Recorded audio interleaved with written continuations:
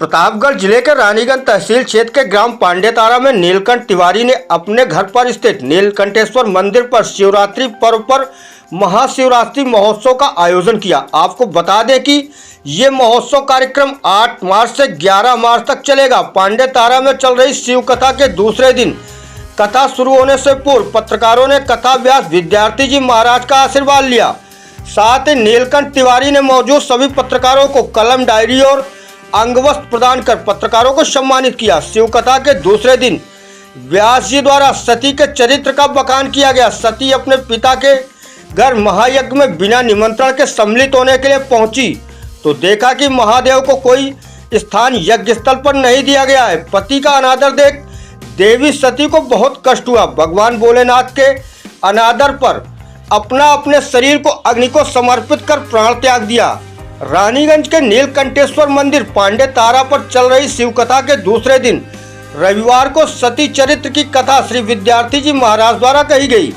व्यास जी ने कहा कि पिता प्रजापति दक्ष के यहाँ चल रहे यज्ञ में बिना निमंत्रण के जाने की बात कही। भगवान भोलेनाथ ने कहा कि बिना निमंत्रण मायके नहीं जाना चाहिए, अगर आप जाना चाहें तो जाएं, मैं नहीं जाऊंगा। इसके बावजूद सती मायके चली गई। सती का कोई स्वागत नहीं हुआ। दक्ष द्वारा कराए जा रहे यज्ञ में भगवान शंकर को कोई भाग नहीं दिया गया। इससे उन्हें बहुत क्रोध हुआ और देवी सती ने कहा, पिताजी, भगवान शंकर से बड़ा तो संसार में कोई भी नहीं है। वो तो सभी देहधारियों के प्रिय आत्मा है। उनका न कोई प्रिय है न कोई अप्रिय। सभी देवता, दानव, ऋषि, मानव उनका आदर करते हैं। वो परम ब्रह्म परमात्मा है। उनसे आपने द्वेष किया। आप जैसे दुर्जन से संबंध होने के कारण मुझे लज्जा आती है, इसलिए आपके अंग से उत्पन्न इस सौतुल्य शरीर को त्याग दूंगी। ऐसा कहकर सती मौन होकर उत्तर दिशा में भूमि पर बैठ गई। भगवान शंकर का चिंतन करते करते योगाग्नि के द्वारा शरीर को जलाते हुए प्राण त्याग दिया। दक्ष को सभी असहिष्णु और ब्राह्मणद्रोही कहते हुए उस दक्ष के दुर्व्यवहार की निंदा करने लगे। हाहाकार मच गया। शिव कथा का आयोजन विश्व हिंदू परिषद के नेता नीलकंठ तिवारी पुणे द्वारा हो रहा है। इस अवसर पर विष्णु दुबे, संतोष तिवारी, संदीप तिवारी, रमेश तिवारी, लालमण तिवारी, मेवालाल तिवारी, विनोद मिश्रा, हरिकेश सिंह, सबल सिंह, गणेश सिंह सहित सैकड़ों भक्त उपस्थित रहे। आइए देखते हैं क्या कुछ कहा नीलकंठ तिवारी और स्वामी भारतानंद सरस्वती महाराज ने। जी, ये कार्यक्रम जो आपका हो रहा है कब से हो रहा है? ये लगभग 15 साल से हम एक कार्यक्रम कर रहे हैं। हमारा एक ही उद्देश्य है कि शिव जी की जो कथा है सबके पास पहुँचे और सब लोग इससे सुखी जीवन प्राप्त कर सकते हैं, ये मेरा मानना है। क्योंकि मुझे शिव जी की भक्ति में असीम कृपा हुई महादेव की। मैं आज सुखी हूँ, संपन्न हूँ। और दूसरा, मुझे ये मेरा उद्देश्य है कि लोग अपने आप को सनातनी समझे और अपना धर्म जाने कि वो सनातनी है और उनका काम ही है। बाकी हमारा कोई दूसरा उद्देश्य नहीं है। हमारे अंदर से जो सनातनी या फिर हिंदुत्व छुप गया है उसको जगाने की एक प्रेरणा मात्र ये है कि हमें अपने जगह जगह, चाहे राम कथा हो, शिव कथा हो या उनका कोई भी आयोजन हो, हम सनातनियों को करना चाहिए। धर्म, मैं किसी के धर्म को नहीं कहूँगा, परंतु हमें अपने धर्म का अभिमान या घमंड होना ही चाहिए। ये जो कथा चल रही है, इस कथा में जो है कितने दिनों से कथा चल रही है? ये आज 8 तारीख से चल रहा है। ये हमारा 4 दिन का कुल समय है, 4 दिन लगेगा जी। और क्या कुछ कहना चाहेंगे, आप कुछ संदेश देना चाहेंगे?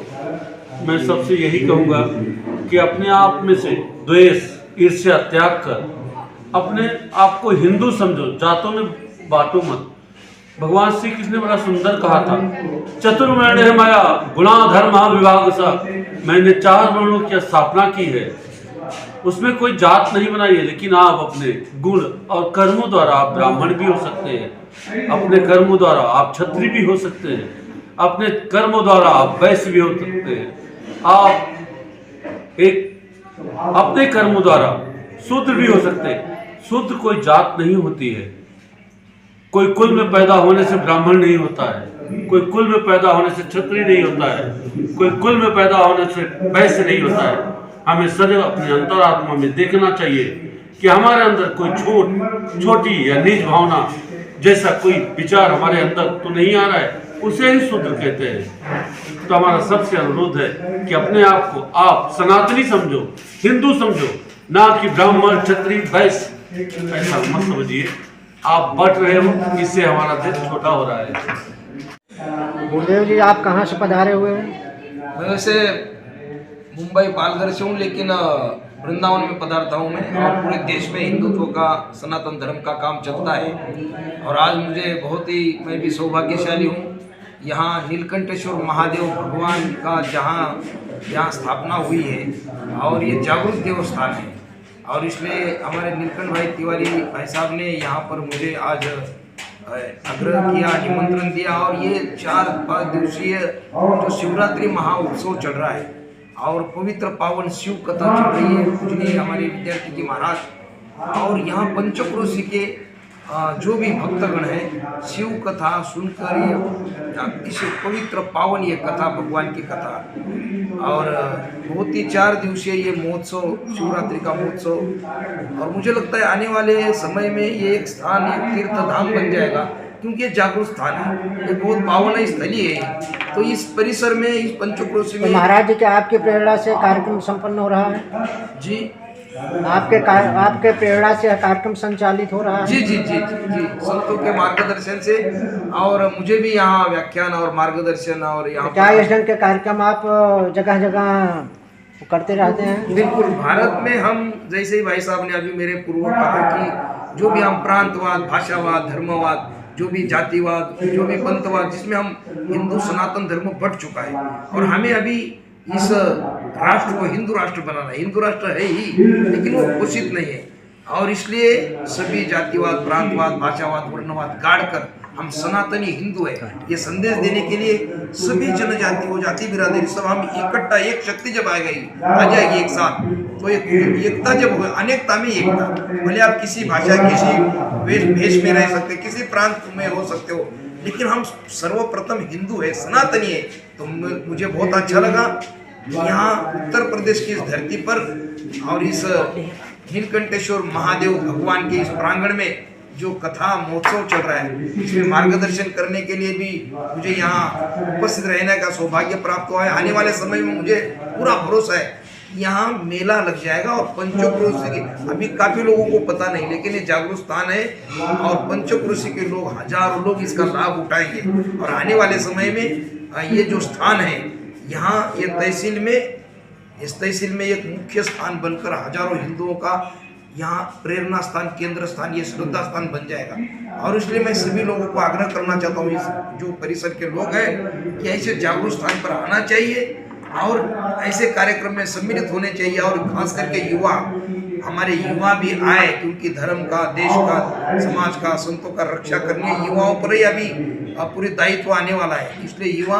संस्कारित युवा हो, सुशिक्षित हो, ऐसे युवा ही देश की संपत्ति है खास करके। अभी तक महाराज जी इस ढंग के कार्यक्रम आप पूरे भारतवर्ष में कितना करवा चुके हैं? जी, अभी तक इस ढंग के कार्यक्रम आप पूरे भारतवर्ष में कितना संचालित किए? बिल्कुल, हर राज्य में जा रहे हैं और अलग अलग धर्म सभा, संत सम्मेलन, व्याख्यान, कथा, प्रवचन, कीर्तन, भजन, आंदोलन। अभी मैं इंदौर झाबुआ क्षेत्र से आ रहा हूँ, जहाँ जनजाति है झाबुआ। तो आज हिंदू समाज जागरूक हो रहा है। और अभी जैसे राम मंदिर बन गया हमारा, 500 साल का एक संघर्ष था, बड़ा लंबा संघर्ष है। तो अभी वो समाज करवट ले रहा है, देश बदल रहा है। और आने वाले समय में काशी विश्वनाथ बाबा भी मुक्त हो जाएंगे, वहाँ कलंकित जो भूमि है, और भगवान श्री कृष्ण की जन्मस्थली मथुरा जो है वो भी मुक्त होकर वहाँ भी भव्य मंदिर होगा और हिंदू राष्ट्र बनेगा ही। क्योंकि केवल राम मंदिर का उद्घाटन नहीं है, राष्ट्र मंदिर है। और मुझे लगता है राम मंदिर से ही राम राज्य का आरंभ हो गया है। इसलिए मैं सभी सनातनी भाइयों को हम जगा रहे, जागरूक कर रहे हैं। हम प्रांतवाद, भाषावाद, वर्णवाद छोड़कर, ये तुच्छ मतलब स्वार्थ छोड़कर आइए, एक साथ आइए, ऐसे केवल हम हिंदू बनेंगे। बिल्कुल, हम सनातनी हिंदू जब बन जाएंगे, ये जो देश विरोधी, धर्म विरोधी नारे देने वाले लोग हैं, आज दिल्ली की भी यूनिवर्सिटी में नारे लगते, भारत मेरे टुकड़े होंगे, तो ऐसे लोगों को अलग थलग करना चाहिए। ये देश द्रोह है ऐसा होना।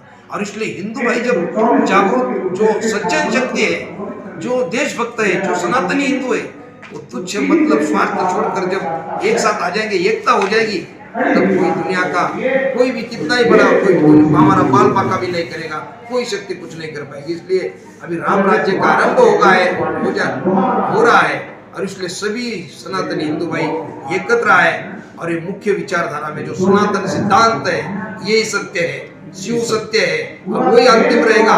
ये बाकी मजहब, रिलीजन वगैरह है, लेकिन सत्य सनातन धर्म एक ही है।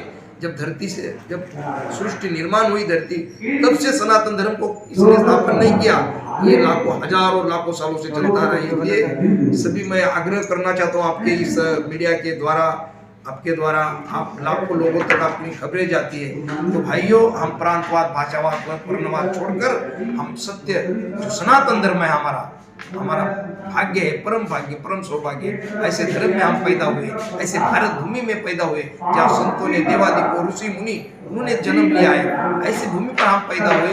इसलिए हमारा एक ही जो उद्देश्य है, इस देश को पुनः एक बार फिर वैभव प्राप्त करेंगे और विश्व गुरु बनाएंगे हिंदुस्तान को।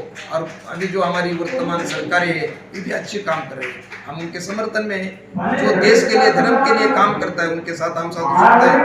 और जो भी अभी सांसद, विधायक, जो भी लोग आते हैं, एक मैं आखिरी बात कहूँगा, ये सब लोग जनप्रतिनिधि भी कर्मठ चाहिए, सनातनी चाहिए, आध्यात्मिक उनका विचार हो, वो आस्तिक हो, तभी तो हिंदू राष्ट्र बनेगा। और इसलिए हम देश के साथ है, अभी वर्तमान में जो भी लोग सत्ता में उनके साथ है और देश को आगे बढ़ाएंगे। देश के लिए ऐसे जो कार्यक्रम है, कार्यक्रम का भी मकसद यही है कि लोग, हिंदू समाज जागरूक हो और एकत्र आए। और इसलिए ये जो पांडेतारा ये स्थान है, ये धाम तीर्थ बनेगा आने वाले समय में, और हम भी हर साल आते रहेंगे। और यहाँ एक पवित्र केंद्र स्थान, हिंदुओं का एक श्रद्धा प्रेरणा स्थान, यहाँ गुरुकुल वगैरह, और लोग यहाँ से प्रेरणा लेंगे और धर्म की, राष्ट्र की रक्षा करेंगे। ऐसा ये स्थान हम बनाएंगे, ऐसा बिल्कुल भरोसा है।